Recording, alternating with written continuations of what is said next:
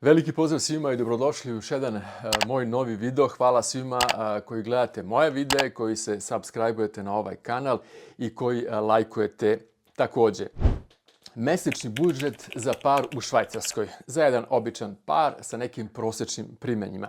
Ja nisam našao nijedan video koji se bavi ovakvom temom, pa rekoh ajde da budem prvi. Ako kažem nisam bar ja našao, verovatno možda je neko drugi snimao, ali što se tiče Švajcarske, niko do sada nije snimio takav video.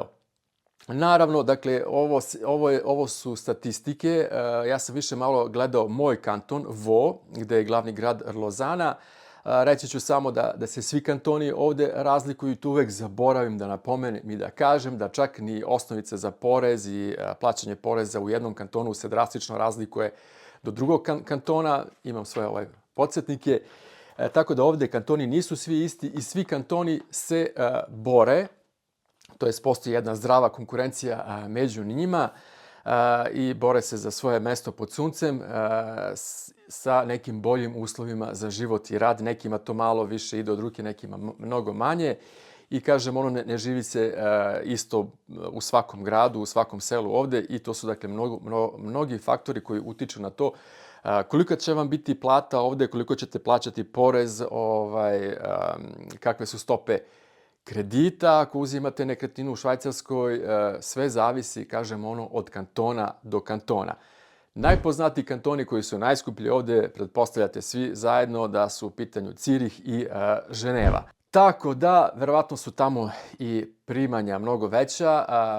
Jedan kanton koji baš nije toliko idealan za život je kanton u kome ja živim, ali nekako sam zavoleo ovaj grad od početka i nisam ni pokušavao da menjam bilo kakav kanton, mada naravno, dakle, pametnije da odete tamo gde se plaća manje porez, ali ajde.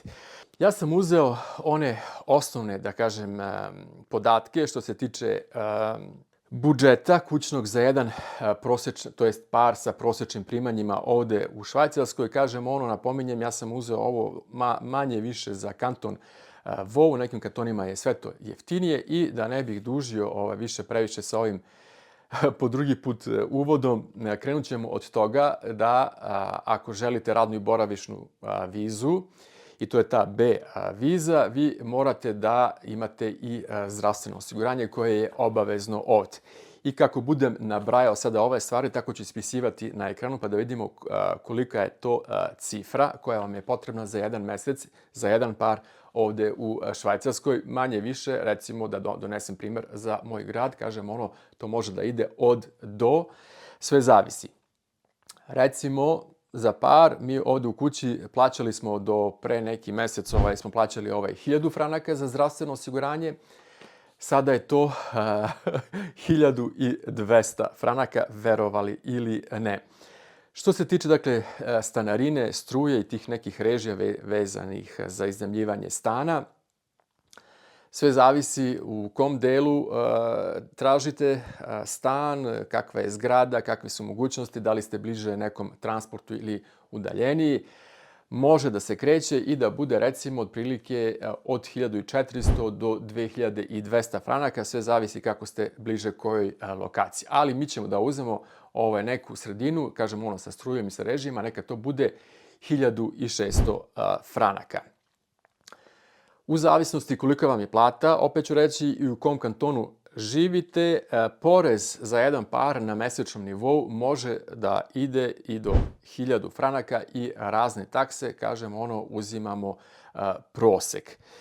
I ajmo na prvu sledeću važnu stvar, od nečega mora da se živi, to jest mora da se jede, morate da klopate i ja sam gledao, kažu nešto otprilike, ne znam, 600 do 1200 franaka.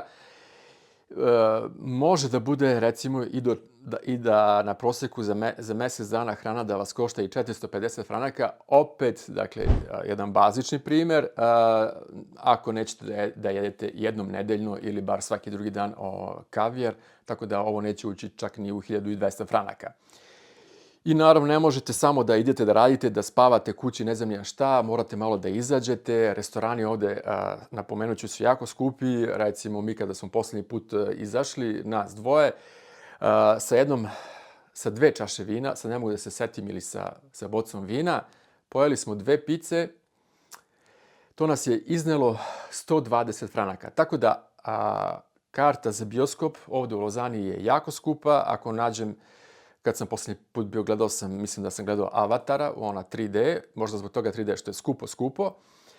Recimo neka bude restorana i zabava, taj život, neka bude 700 franaka za jedan par na mesečnom nivou, opet kažem, prosek. Internet, telefon, Seraf, to vam je ona mesečna, to jest TV pretplata, sve to zajedno neka bude u proseku 160 franaka, znači jedan par deli ovu cifru.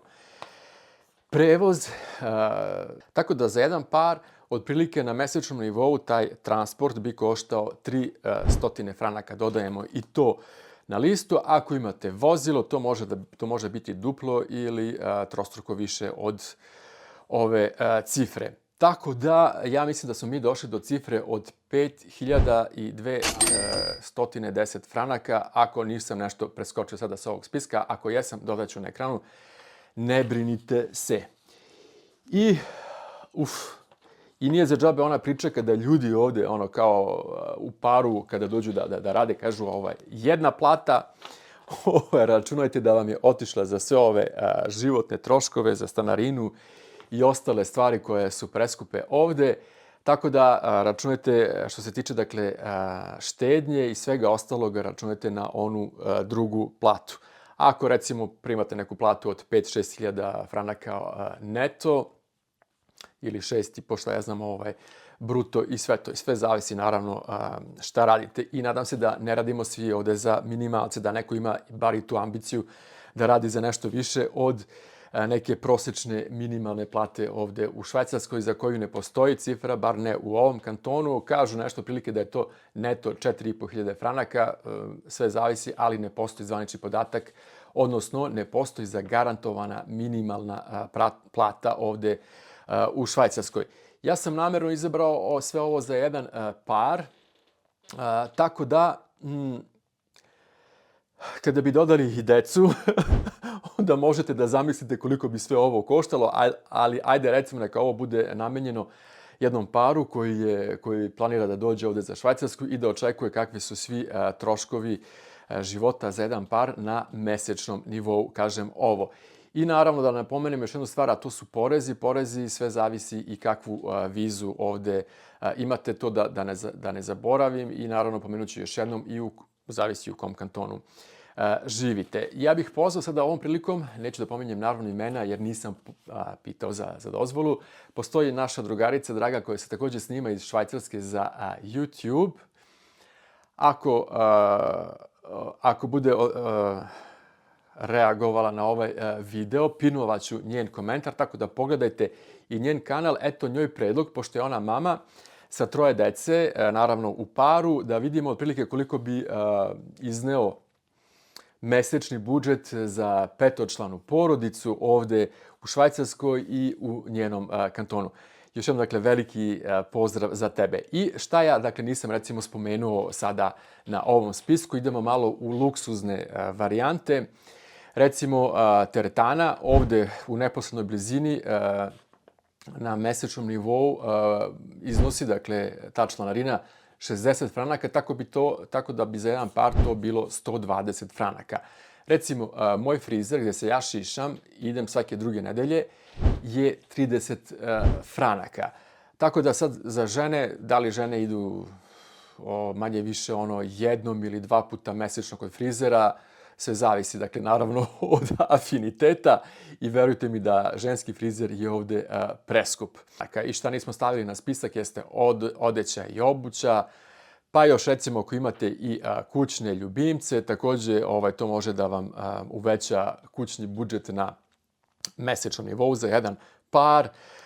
Recimo, ja imam 3 psa i sad na godišnjem nivou, nisam siguran koliko sad košta, recimo, koštaju 3 psa na mesečnom nivou, ali recimo na godišnjem nivou porez za moje pse je samo 600 franaka u ovom kantonu. To zavisi i od grada, može negde da bude i to manje. Šta sam sve ovako stavio ovde?